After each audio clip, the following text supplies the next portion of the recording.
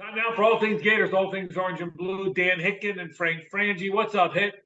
Doing well. Thank you to Southeast Orthopedic Specialists, the very best in the business, se-ortho.com for all your orthopedic needs. Frank, as far as basketball, it's over.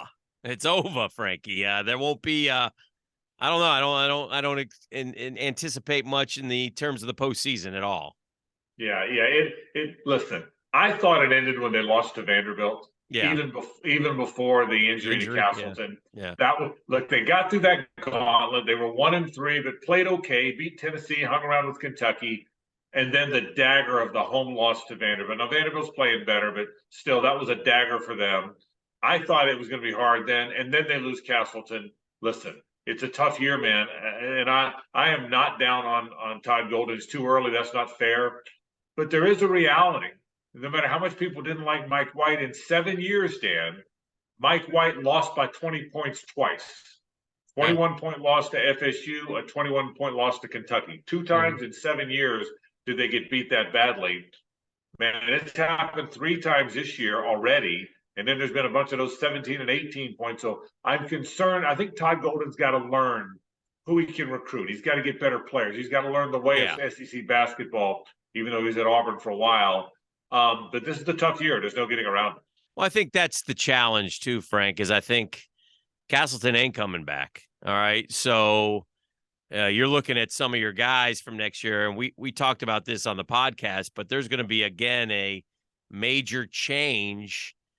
And it's hard, man. You don't hit on these guys, and then you're stuck for a year, and then you reload and do it again, and you don't get chemistry. You've got to find more Riley Kugels, who, is playing good basketball and scoring and can and projects over the next. Now, again, you got to re-recruit Riley Kugel because there'll be other guys coming after him. Right. So it's a very challenging deal, but you know what? They get paid a lot of money to figure it out. And at Florida, we all have different expectations of the basketball program, but we obviously all want to see them do a heck of a lot better than they're doing.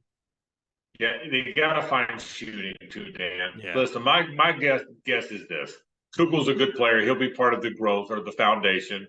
My guess is Will Richard will be back. Will Richard's a good player. He's a young guy. Alex Fudge is a young player that'll be back, I would think.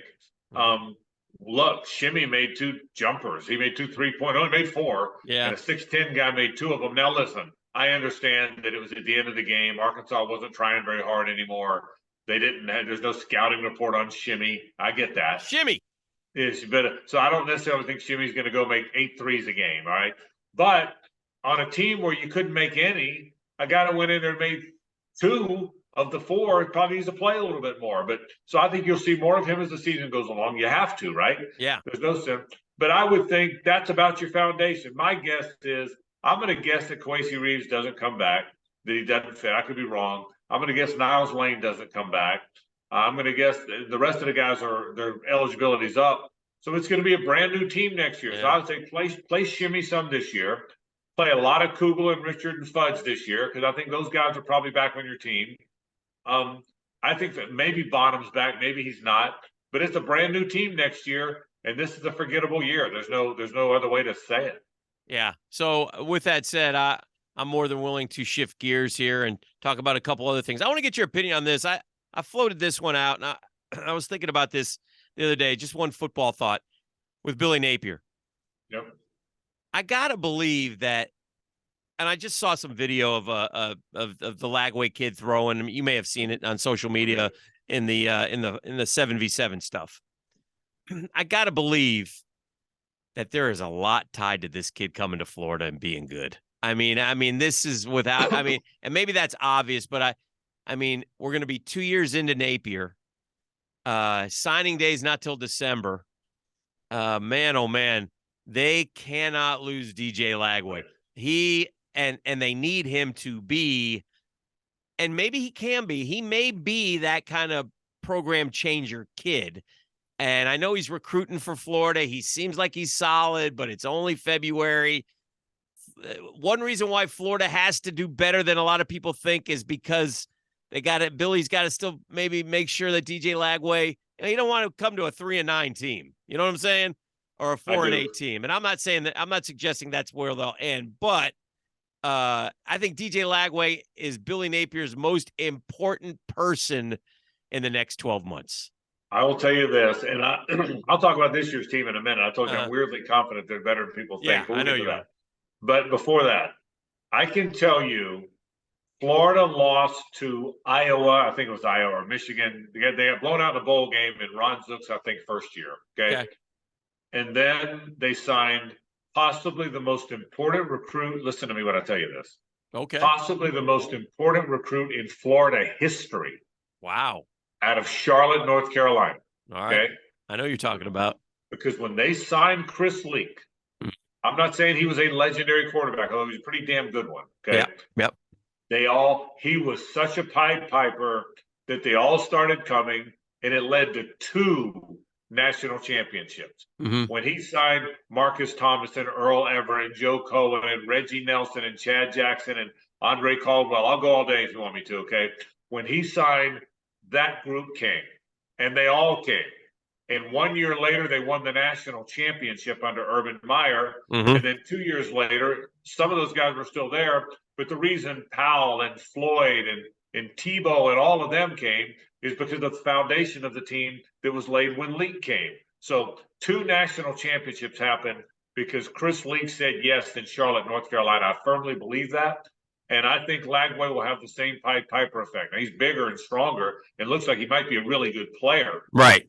That's what you're talking about. Yeah. The fact that you might be getting a generational player. But I also think he's going to bring a lot of players with him. So that's a wordy way of saying I agree with you. Yeah. They can't lose him. No.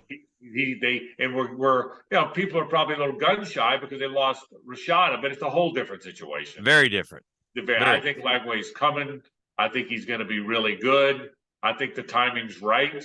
I am weirdly confident of what Billy Napier is going to do there. Maybe not the first year or the second year even, but I am weirdly confident that he is going to build what Dabo, Saban, and Kirby built, and that is go get so many good players that it's not about X's and O's as it is about Jimmys and Joes and those 4s and 5s.